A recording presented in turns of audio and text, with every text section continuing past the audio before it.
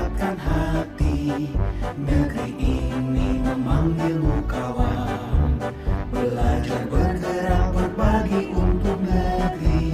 Guru penggerak majukan pendidikan, guru penggerak menghamba pada murid, kreatif rancang pembelajaran, hargai potensi tingkatkan prestasi, lahirkan profil pelajar Pancasila. Belajar bergerak. Assalamualaikum warahmatullahi wabarakatuh. Yang kami hormati Bapak Kepala Sekolah SD Cempaka 03, yang kami hormati Ibu Guru SD Cempaka 03. Pada kesempatan kali ini saya akan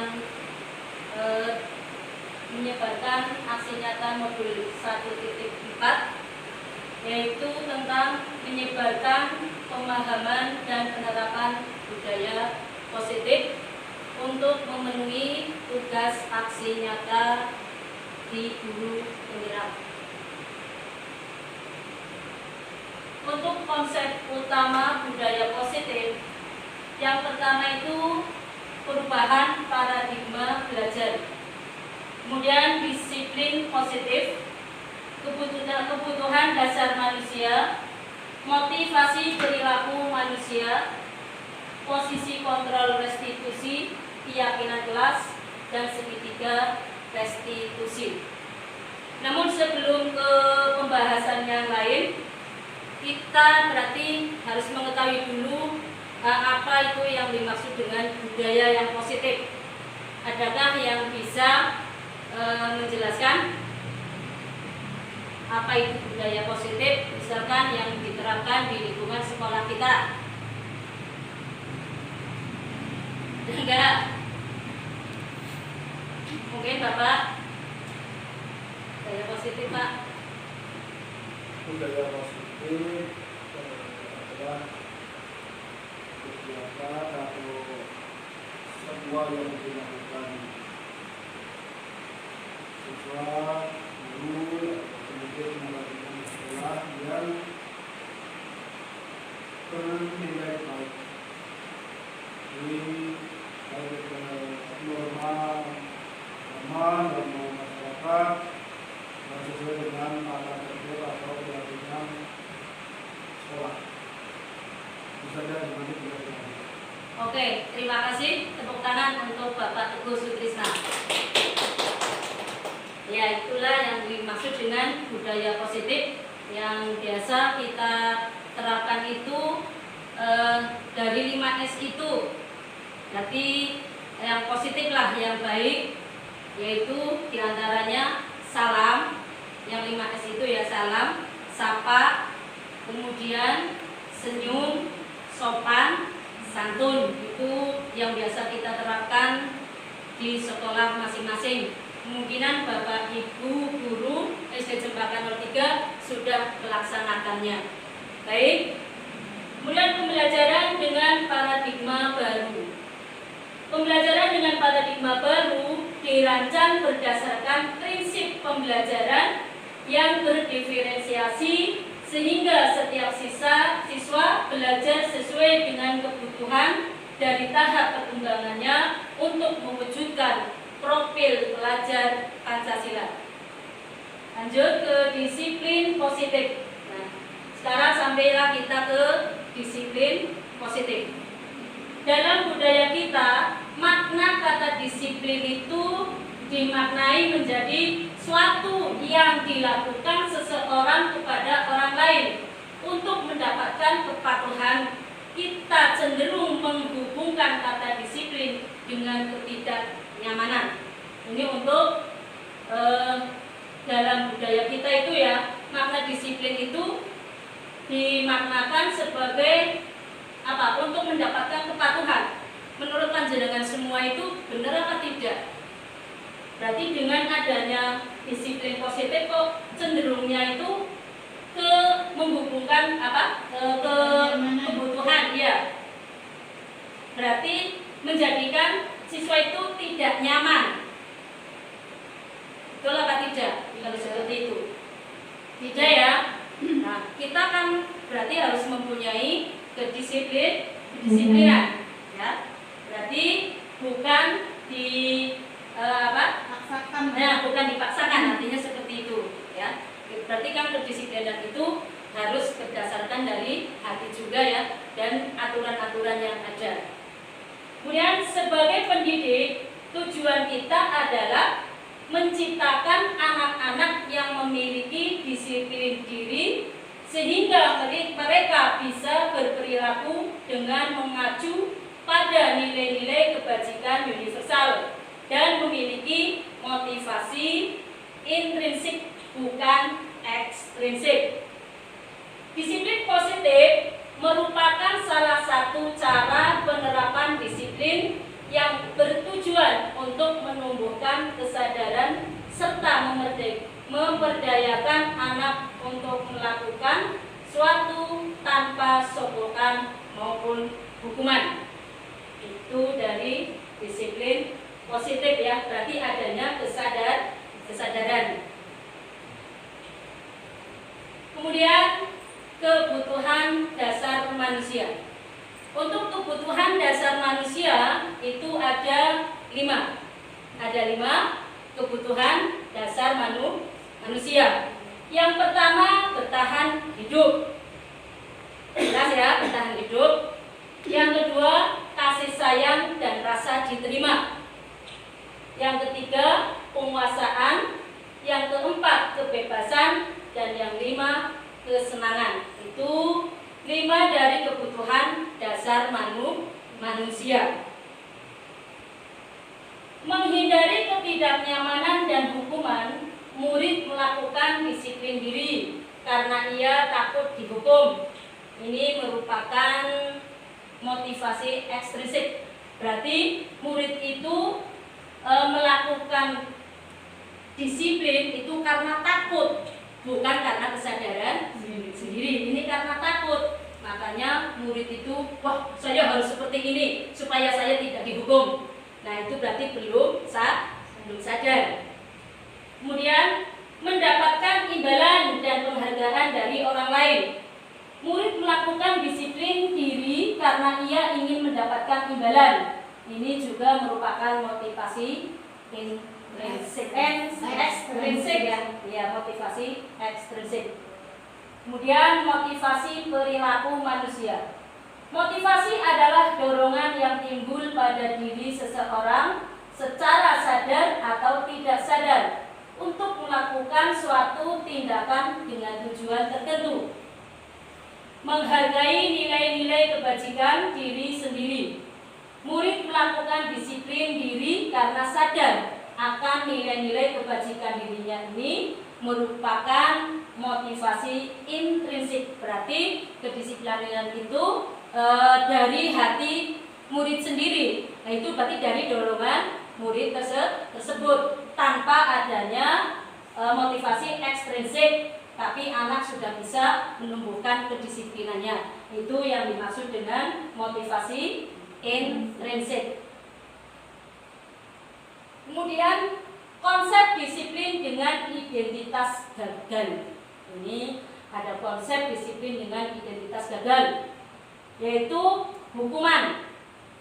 Di antaranya menyakitkan, tidak nyaman, murid takut, memaksa, murid menyembuhkan kesalahan, dan murid menjadi rendah diri. Ini yang konsep disiplin dengan identitas gagal. Itu yang pertama, itu konsep hukuman. Itu akan siswa itu akan merasa tidak nyaman lah. Kemudian yang kedua itu penghargaan, yaitu tidak efektif, merusak hubungan atau sifat ini ya, mematikan identitas, menghukum dengan sistem ranking, merampas hak menghargai dirinya. Nah, terus ada konsep disiplin dengan identitas yang sukses. Berarti ini cara menangani kasus mungkin ya di kedisiplinan di sini, yaitu dengan adanya restitusi dan konsekuensi. Restitusi, murid ini bisa bertanggung jawab atas perilakunya. Kemudian fokus pada pemecahan masalah jangka panjang. Murid menghormati dirinya dan orang lain. Kemudian ada teori kontrol, dirinya memegang kontrol. Kemudian murid bersemangat memperbaiki orang lain. Kemudian konsekuensinya, penguatan jangka pendek, perlu monitoring berkelanjutan, stimulus respon. Murid menghormati peraturan, kehilangan waktu untuk melakukan kesalahan. Terus perbedaan. Ini contoh kasus siswa yang tidak mengerjakan PR. Ini ada 3, yaitu hukuman, konsekuensi. Yang hukuman, guru menghukum siswa tersebut hormat bendera selama 10 menit. Guru marah murid dan menjadi takut. Ini namanya hukuman. Mungkin kalau yang sekarang itu sudah tidak diperlakukan untuk anak yang tidak mengerjakan PR, disuruh berdiri di depan kelas saja, kiranya sudah tidak efektif ya, sudah tidak tidak menghamba kepada siswa Pak. Kalau misalkan anak dihukum, ya tidak berpihak ya. Maka pendidikan sekarang itu kan harus berpihak kepada murid. Kemudian konsekuensinya, guru memberikan konsekuensi untuk mengerjakan PR-nya pada saat istirahat atau dikerjakan sebanyak 3 kali lipat. Guru tegas dan siswa menghormati peraturan.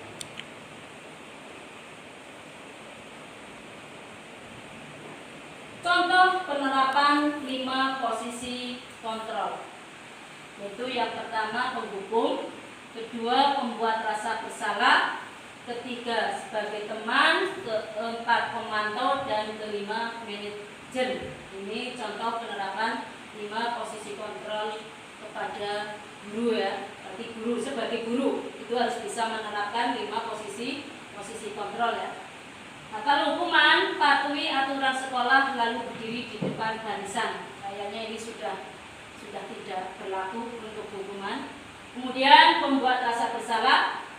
Berapa kali bu guru memberitahu kamu, ibu kecewa sama kamu. Ini juga ucapan yang tidak nyaman apabila diterapkan kepada murid panjenengan semuanya. Itu anak akan lebih ciut hatinya, akan lebih kecil hatinya. Kemudian sebagai teman, ayolah yang tertib, buat bu guru bangga. Kali ini tidak apa-apa, kamu salah. Nah itu baru yang namanya guru itu sebagai teman, tadi bijak, bisa mendekati dengan murid-muridnya. Lalu sebagai pemantau, ayolah yang tertib, buat bu guru bangga. Itu ajarannya seperti itu ya. Itu berarti guru itu kan ada teman sebagai pemantau. Dan yang terakhir adalah sebagai manajer. Nah, di dalam modul 1.4 kita juga ada yang namanya membuat keyakinan kelas ya. Keyakinan kelas. Mengapa keyakinan kelas tidak peraturan kelas? Nah, kan keyakinan kelas yang kita kenal itu seperti sebelum pembelajaran dimulai, itu biasanya kan guru membacakan atau meminta kepada muridnya untuk membuat keyakinan kelas atau yang disebut dengan kesepakatan kelas ya. Biasanya seperti itu sebelum pembelajaran dimulai.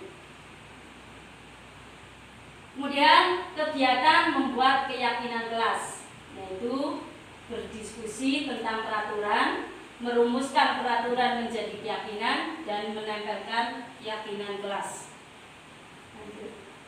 Bagaimana membentuk keyakinan kelas? Nah, keyakinan kelas itu lebih abstrak dari keyakinan, berupa pernyataan universal, dibuat dalam bentuk positif, sedikit saja agar mudah diingat, sesuai dengan kondisi kelas dan sekolah agar mudah diterapkan.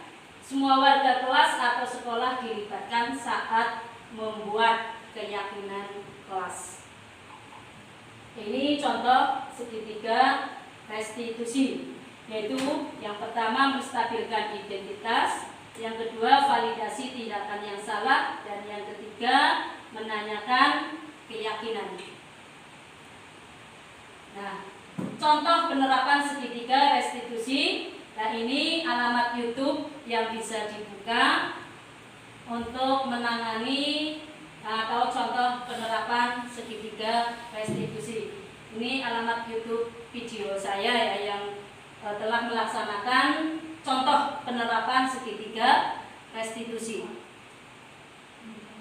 Dibuka, apa sedikit aja.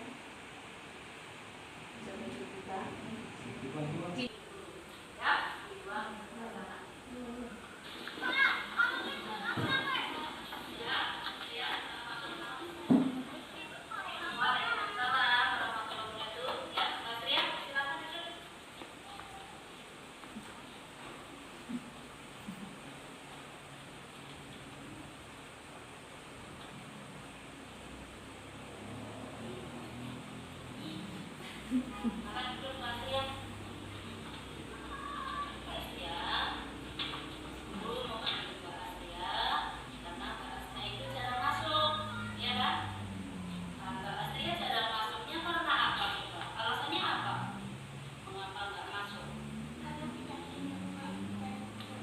Tidak punya uang dan buku. Emang orang tuanya kemana? Jakarta. Kamu sama siapa? Ini sama neneknya. Jadi karena kamu tidak punya uang dan buku, akhirnya tidak berangkat sekolah. Jangan seperti itu ya. Nah, kamu tuh harus rajin berangkat. Jangan bolos ya. Kalau misalkan tidak berangkat, ya harus izin ya. Ini karena kamu sudah beberapa kali tidak masuk, hanya guru panggil ya, kenapa kok tidak masuk? Lah, ternyata Mbak Astria karena tidak punya uang, tidak punya buku, seperti itu. Nah, jadi Mbak Astria tidak sekolah begitu. Terus karena ditinggal oleh orang tuanya ke Jakarta. Nggak apa-apa ya, orang tuanya mungkin di Jakarta kan mencari uang juga ya. Kamunya di rumah jangan malas ya, jangan terus. Benar nggak punya buku? Nah, itu jangan seperti itu ya. Kalau misalkan tidak punya buku, berangkat saja nggak apa-apa ya, nggak apa-apa ya. Nah, ini karena kamu tidak punya buku, guru kasih buku untuk kamu ya. Jangan diulangi ya. Nah, guru nggak apa-apa ya. Dan terima kasih ya. Assalamualaikum warahmatullahi wabarakatuh.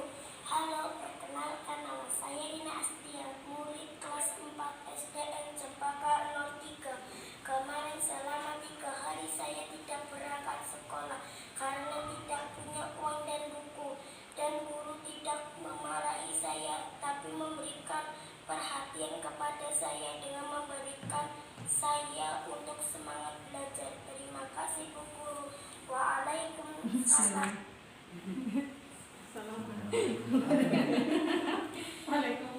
Contoh dari penerapan restitusi kepada siswa-siswi kita yang bermasalah ya Bapak Ibu. Nah, demikianlah untuk diseminasi saya. Apabila ada perkataan atau pemahaman yang kurang jelas, mohon dimaklumi. Terima kasih untuk semuanya. Monggo barangkali ada tanggapan dari siapapun, boleh bebas, monggo barangkali ada tanggapan mungkin dari Ibu atau Bapak. Monggo. Cukup. Gimana Pak barangkali ya? Berkaitan dengan restitusi yang berkaitan dengan kontrol pemerintah, saya itu bisa menjelaskan mana yang harus dilakukan oleh teman-teman, mana yang tidak semestinya dilakukan, akan diperjelas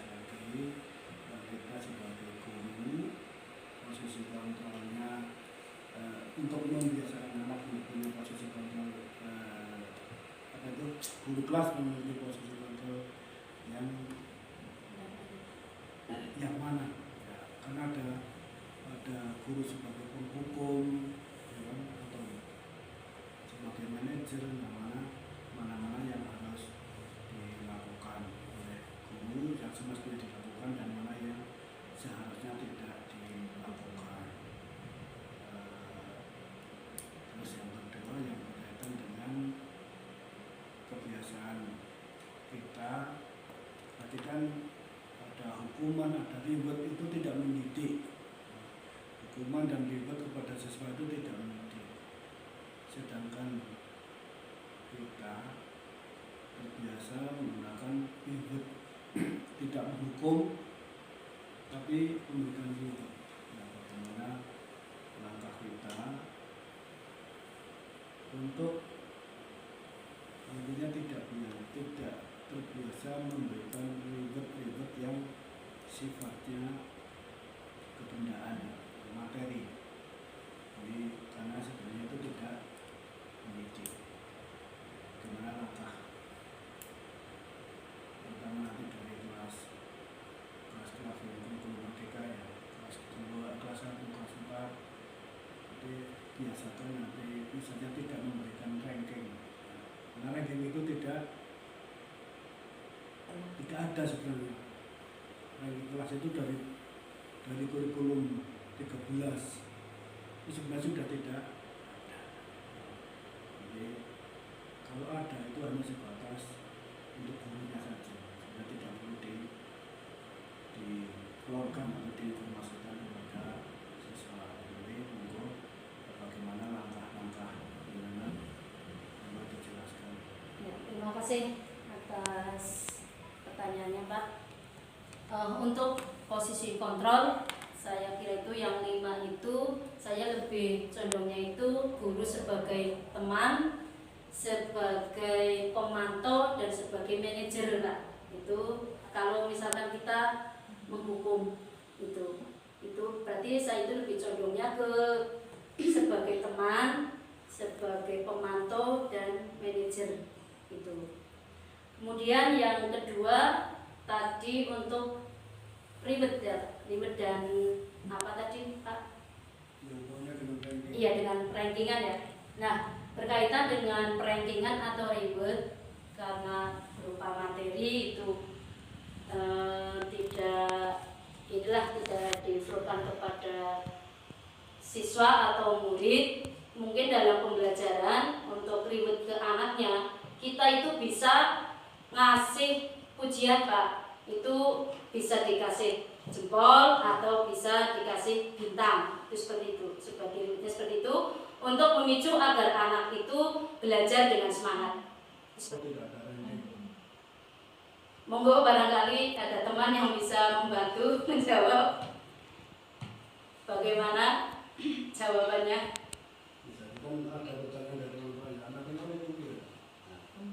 Jawabannya, monggo barangkali ada tidak yang bisa menjawab. Untuk PR. Jawabannya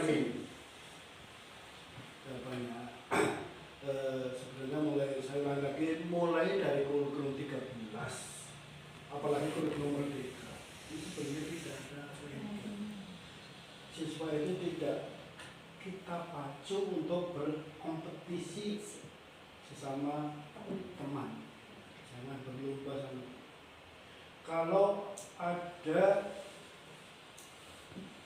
wali murid atau orang bertanya ranking di kelas, jawab saja bahwa setiap anak itu punya potensi yang berbeda-beda.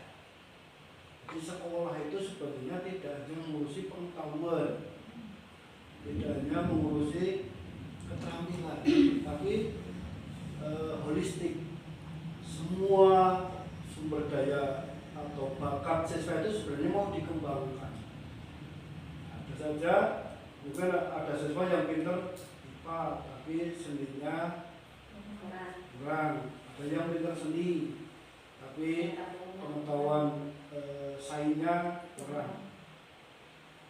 Bahkan kalau tidak pintar seni, tidak pintar pengetahuan, tapi bisa menonjol pada bidang yang lain yang mungkin tidak diajarkan di sekolah. Nah, itu maksudnya yang dikembangkan di sekolah itu sebenarnya tidak hanya itu, tidak fokus pada pengetahuan, karena kita selama ini masih terjebak pada kurikulum yang dulu, terutama kurikulum KPK ya, berbasis kompetensi. Kita masih terjebak di situ, pengennya menjejali anak dengan pengetahuan. Jadi membutuhkan yang diraihkan hanya nilai pengetahuan. Padahal mulai kurikulum 13 itu sebenarnya kita ingin mengembangkan seluruh bakat siswa di bidang apa. Sekali lagi kalau ada orang tua, misalnya nanti kita menerapkan tidak ada perankingan, kalau toh direkan jangan berdasarkan nilai pengetahuan. Jadi jawaban kita kepada orang tua itu adalah setiap anak adalah unik, setiap anak memiliki karakteristik yang berbeda-beda, memiliki kekuatan yang berbeda-beda, memiliki kompetensi bidang yang berbeda-beda. Jadi tidak layak, sebenarnya tidak pantas kita menilai siswa hanya berdasarkan pengetahuan. Tidak adil maksudnya seperti itu. Itu jawaban singkat dari saya. Terima kasih. Oke, terima kasih untuk Pak Teguh Sutisna. Ya, monggo. Ya, terima kasih. Kalau memang sehubungan dengan tadi tidak adanya perankingan kelas ataupun tadi ribet dari guru ke murid, bagaimana nanti kalau misalkan setiap kenaikan kelas atau kelulusan ada ribet bentuknya hadiah dari guru, itu apa yang harus kami jelaskan kepada murid, wali murid atau bahkan ke muridnya sendiri seperti itu. Karena ini kita sudah sudah membudaya kayak gitu, kayak bahasa ranking itu pasti setiap murid itu kalau misalkan kemarin pun saya jelaskan ke siswa tentang tidak ada ranking gitu, tetap tanya nilai saya itu berapa Bu Guru, paling tinggi itu berapa Bu Guru. Jadi tetap seperti itu. Dan nantinya kalau misalkan tidak ada rankingan, ya berarti yang namanya ribet siswa itu ya harus dihapuskan kayak gitu. Mulai bentuknya misalkan kayak ranking 1, 2, 3 kayak gitu. Berarti tidak ada yang namanya ribet seperti itu. Itu berarti untuk membuat tidak membuat kayak semacam anak itu merasa kok saya rendah banget ya, kok saya nilainya segini ya kayak gitu. Jadi kok saya tidak ranking ya. Nah, apa nantinya mau dihilangkan atau mau dipertahankan tapi dengan cara yang lain gitu. Menurut panjenengan kira-kira bagaimana? Terima kasih. Assalamualaikum warahmatullahi wabarakatuh. Ya, nanti kedepannya tidak ada lagi ya, tidak ada perankingan, tidak ada ribet yang sifatnya materi kebendaan. Tadi sudah sampaikan berisbah, betul itu ribetnya bisa semangat untuk terus belajar, nilai kamu sudah bagus, seperti kata-kata lagi motivasi. Jadi sekali lagi ke depan tidak ada ribet yang bersifat materi. Ribet ada tapi bukan materi. Kelas manapun, tidak hanya kelas 6, semua kelas seperti itu. Jadi itu sudah membudaya, tapi kan budaya yang tidak benar menurut kurikulum sekarang. Kurikulum sekarang itu tidak pas. Jadi ya kalau memang permintaannya kurikulum seperti itu, kita harus sedikit demi sedikit yang menghilangkan termasuk menghukum anak. Kan sekarang nyatanya sudah hilang.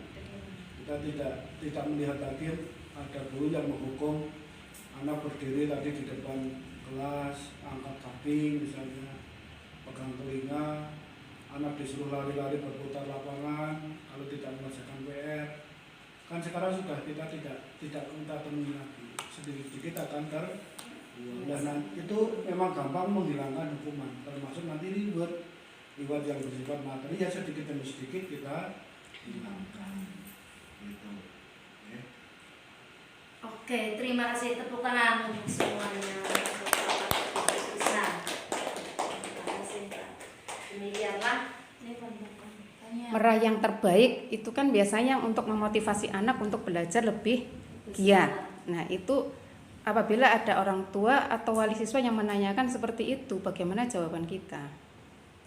Kalau saya pembelajaran yang di kelasnya, Ya, untuk meraih ranking itu loh. Oh, berarti karena ini, berarti kan sudah mulai menghilangkan perankingan ya, Bu ya.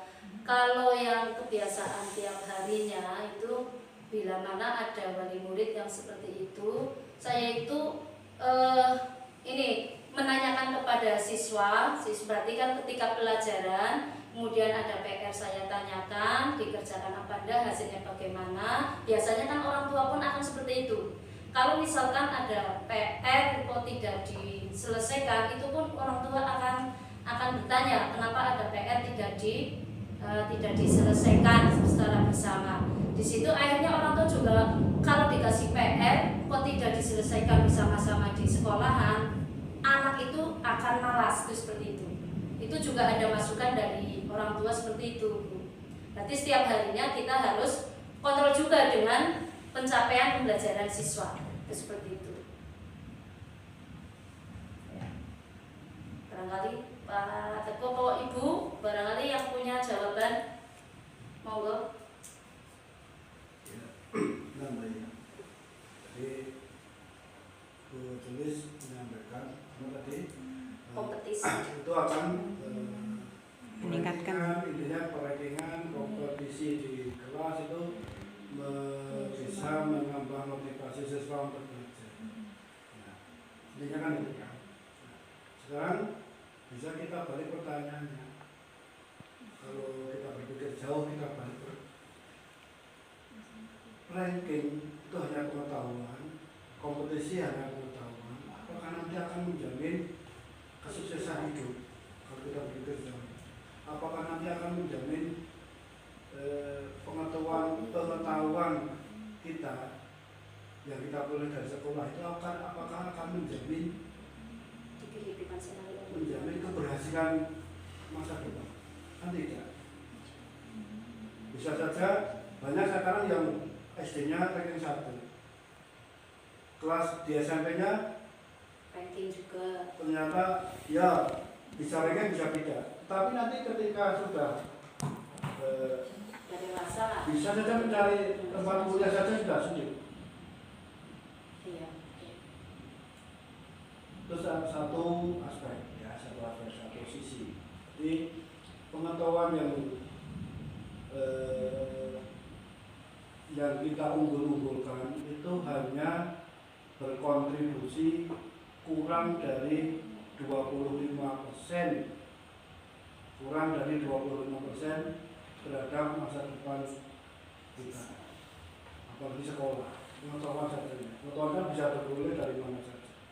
Jadi kita sebagai guru jangan merasa berjasa pada siswa, karena sebenarnya kontribusi kita terhadap keberhasilan siswa itu sedikit,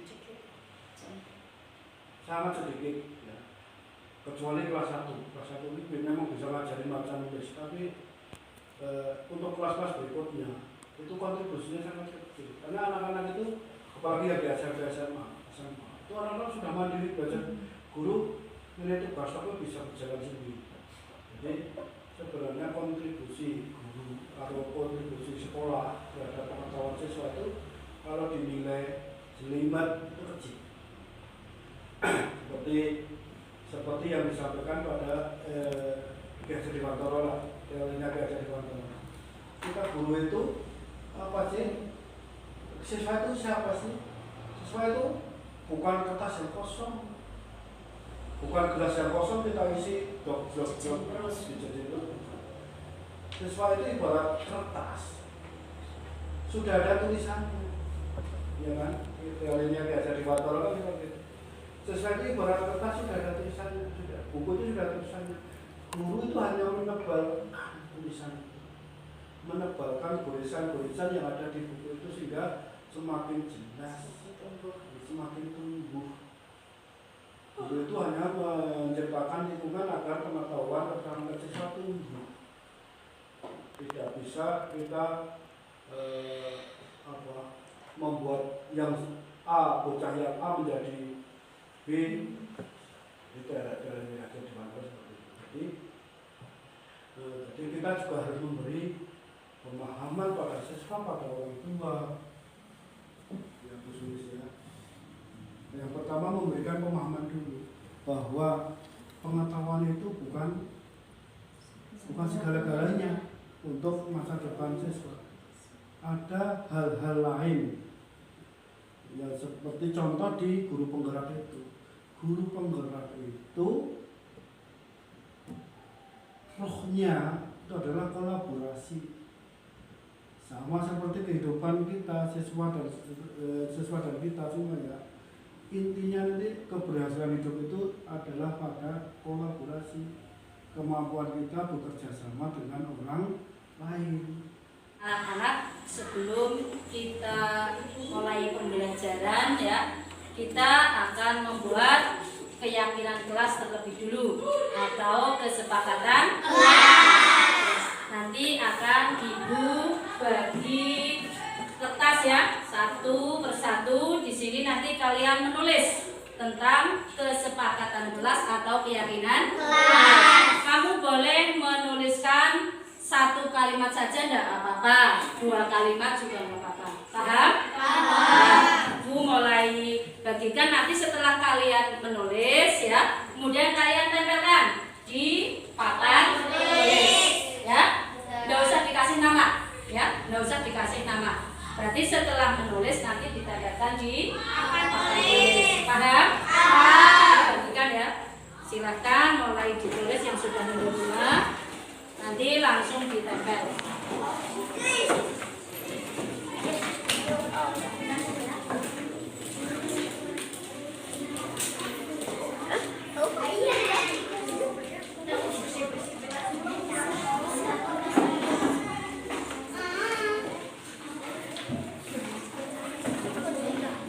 Yang sudah silakan langsung ditempel.